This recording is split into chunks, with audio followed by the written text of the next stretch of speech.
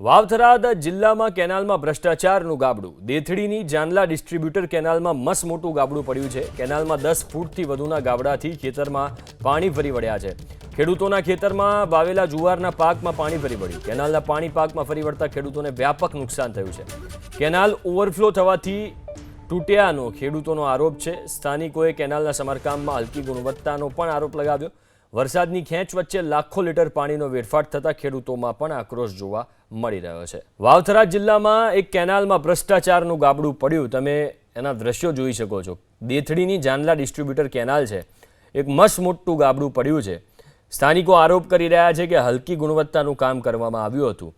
આજુબાજુના ખેતરોમાં કેનાલનું પાણી ફરી વળ્યું છે। પાકમાં નુકસાન જવાની ભીતિ છે। ખેડૂતોના ખેતરમાં વાવેલા જુવારના પાકમાં પાણી ફરી વળ્યું છે। વધુ વિગતો સાથે સંવાદદાતા વસંત ફોનલાઈન ઉપર જોડાયા છે।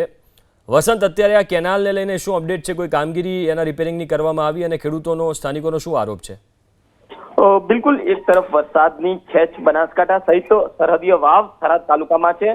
જો કે આજે વાવ થરાદ તાલુકાના દેથડી ગામમાંથી પસાર થતી જે જાંદલા ડિસ્ટ્રિક્ટ છે ત્યાં મસમોટું ગાબડું પડ્યું છે। અંદાજિત 10 ફૂટનું આ ગાબડું પડતા બાજુના ખેતરમાં પાણી ફરી વળ્યા છે। જો કે ખેડૂતને મોટા ભાગે જુવારનું પાકનું વાવેતર કરેલું, તેમાં મોટું નુકસાન થયું છે।